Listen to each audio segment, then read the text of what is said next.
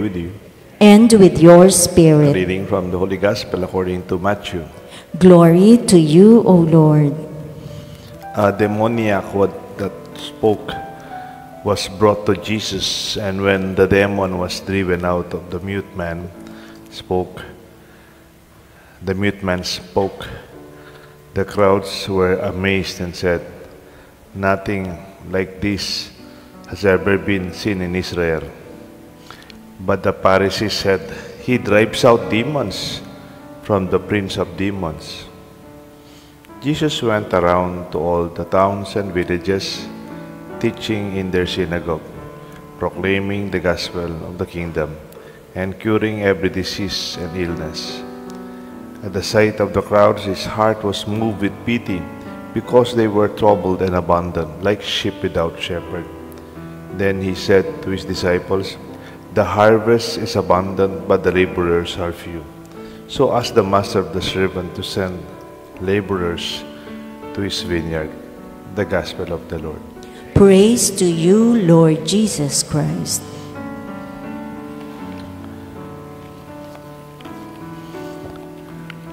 In the name of the Father, the Son, the Holy Spirit.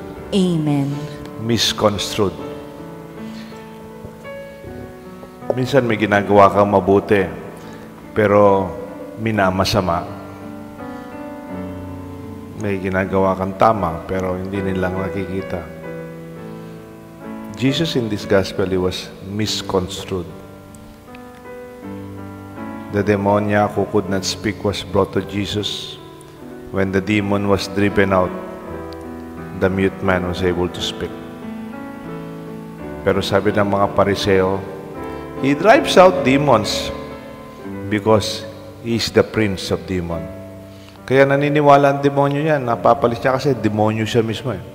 He's the prince of demons. In fact, in another gospel, yung yata, sabi, he's Beelzebul. Parang, napakasakit yata nun, no?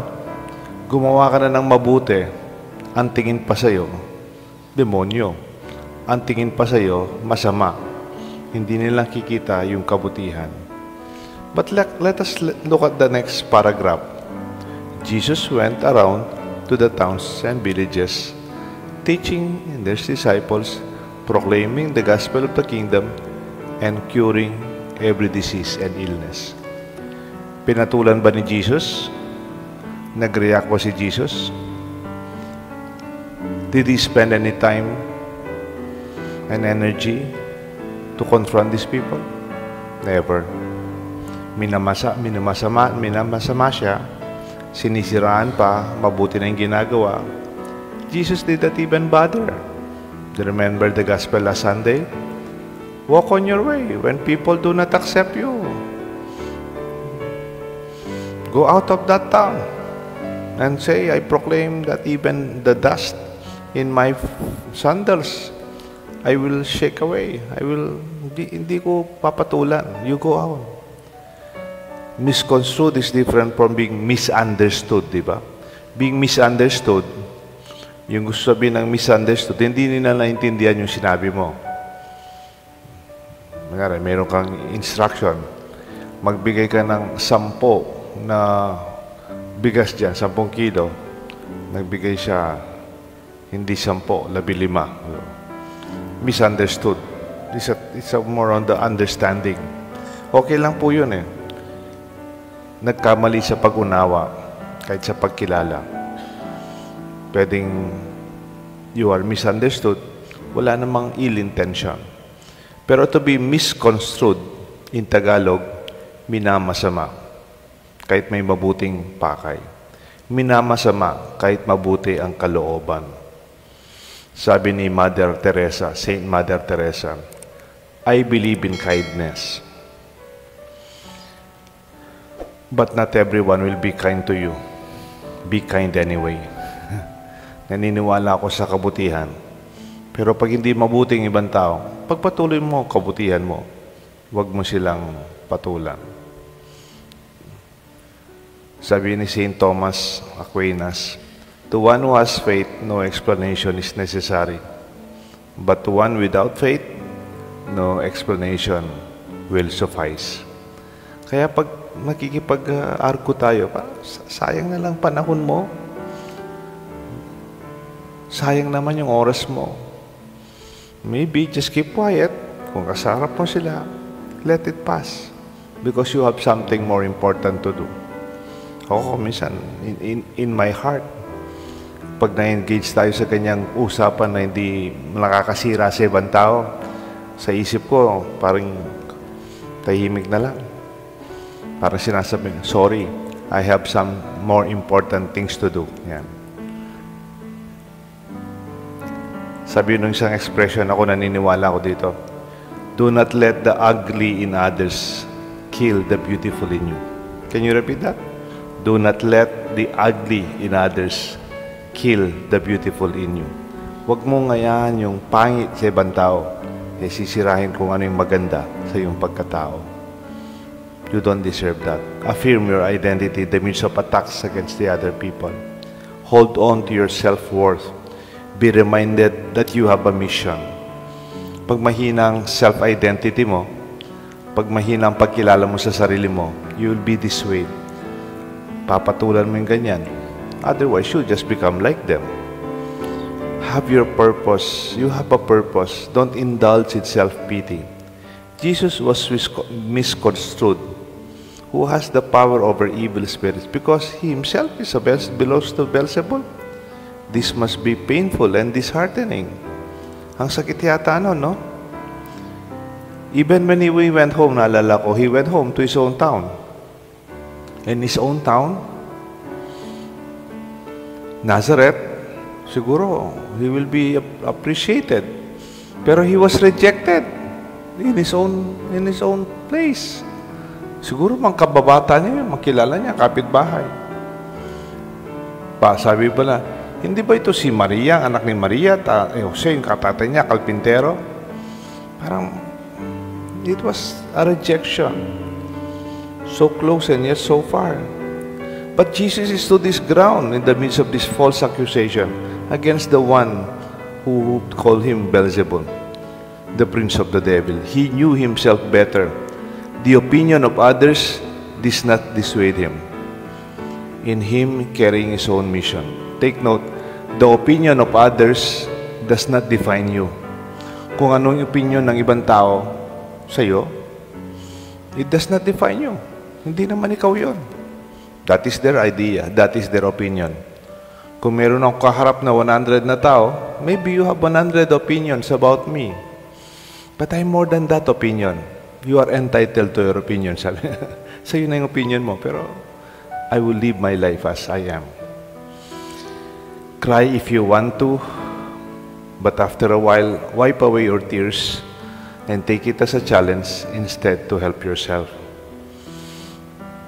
It's not about you parate. Actually, it's about them. Yung mga taong parating mali, masamang nakikita nila sa ibang tao. Baka naman sila talaga ganun ang pagtingin nila sa sarili nyo. Take note, nobody hates you from above. Hatred is something that comes from below. Below po yung term na yun. From below. Parang wala namang matas na tao na sisiraan ka. Yung paninira galing sa ilalim. Those who are,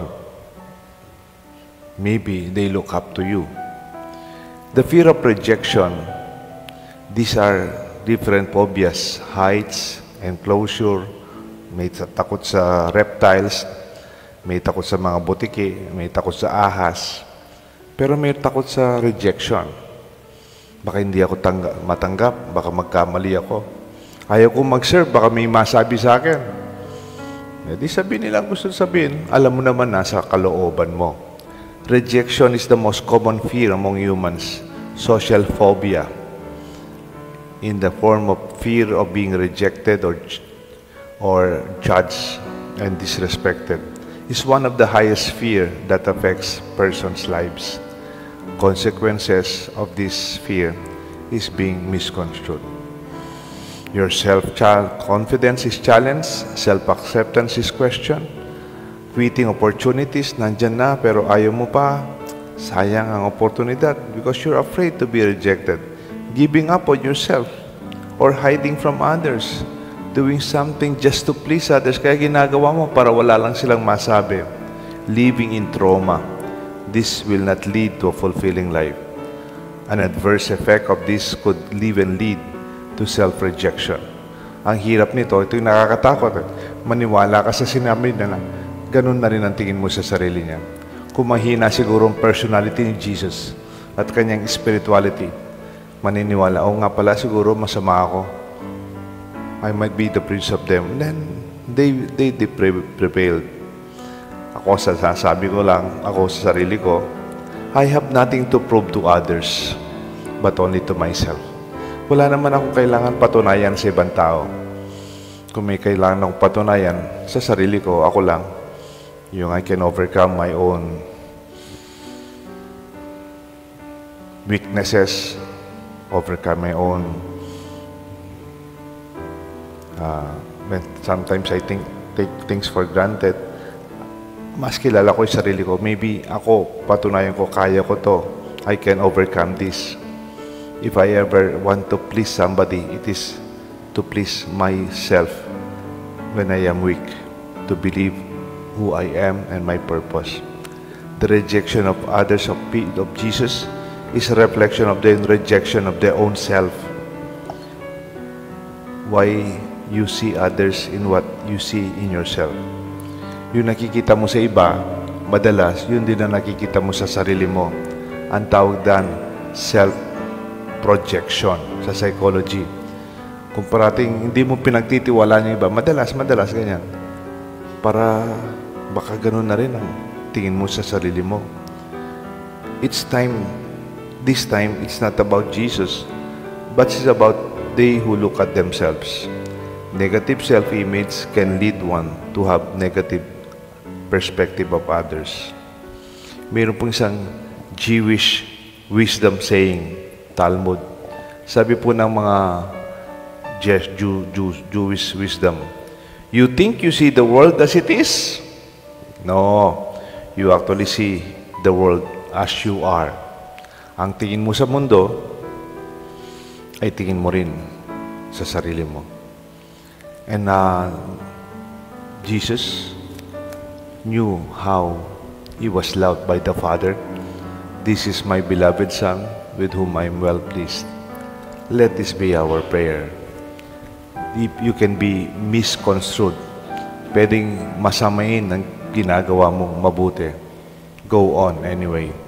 Jesus just went on all other towns and continued preaching, proclaiming the good news, and curing every disease and illness.